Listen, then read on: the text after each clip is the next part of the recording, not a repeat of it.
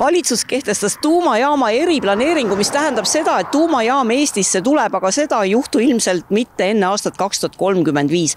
Ometigi on maa-ala, mis selle planeeringu alla läheb, päris suur, 1285 ruutkilomeetrit ja see jääb nii Lääne- kui Ida-Virumaale.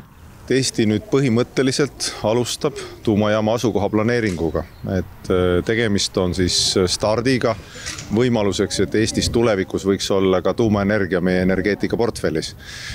Tuumaelektrit me saame ju tänagi, kui meil on Soomega ühendus, näiteks Olkiluoto 3 töötab, seda meie kõik kasutame, aga Eestis oma tuumavõimsust pole ju olnud ja selleks, et selleni jõuda, peab kõigepealt ära planeerima, kas on asukoht olemas, siis seejärel tegema tuumaseadusandluse, siis otsustama ära, milline see tuumaregulaator on, kuidas see toimib, siis otsustama täpse asukoha ja siis jõudma rajamisele. Nii et see on üks 10-15 aastat protsess, aga kõigepealt ikkagi tuleb välja selgitada, kas on sobivat asukohta selle tuumajaama rajamiseks.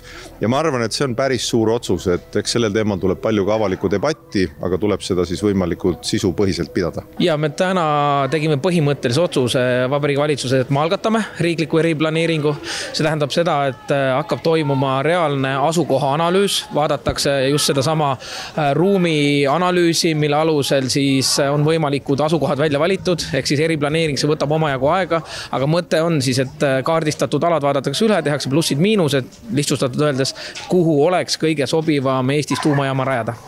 Kas on plaanis rääkida ka kohalike elanikega?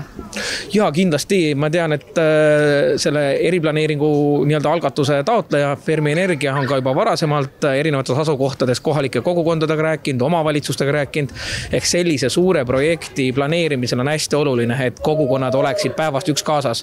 Saaks aru, tuumajaam näiteks kohalikule kogukonnale annab võimaluse täiendavateks töökohtadeks, kõrgepalgalisteks töökohtadeks, soodsamaks elektrienergiaks, ehk siis see nii-öelda ka reaalne kasu kogukondadeni jõuaks. Praegu on välja käidud 2 kohta, üks on Kunda külje all, teine on kuskil Kohtla-Järve lähistel, et ilmselt on juba inimeste vastasseis teieni jõudnud või? Tõtta ei ole, sest ma ütleks nii, et Eestis tuumaenergeetikale kui sellisele on ikkagi päris kõrge toetus, et 60-70+ % inimesi tegelikult on justkui öelnud, et nende arvates võiks selline väike modulaarne tuumajaam Eestis olla. Planeeringu ala, mille peal siis neid hindamisi tehakse, ongi Virumaal on päris suur ja miks ta on suur, ongi just sellel põhjusel, et oleks võimalik siis valida see parim asukoht. Nii nagu ma ütlesin ka pressikonverentsil, siis eriplaneering ei tähenda veel, et kohe hakatakse tuumajaama ehitama, aga see on jällegi üks oluline etapp selleks, et lõpuks oleks selle jaama ehitamine võimalik ja me kindlasti ei saa rääkida sellest varem kui 2035. Kui on kohalikel mingid hirmud küsimused, siis need tuleb alati läbi rääkida, selgeks rääkida, aga kui me tahame, et Eestis elu areneks, et meil näiteks oleks soodsam elekter tulevikus, meie palgad tõuseks, et meil oleks hea palgaga töökohti üle Eesti, siis me vajame. On see tuumajaam, täiendavaid tootmisvõimsusi, mis puudutab näiteks maismaa tuuleparke, aga ka töötlevat tööstust ehk reaalselt tehaseid, mis pakuksid kõrge palgaga töökohti kohalikele inimestele.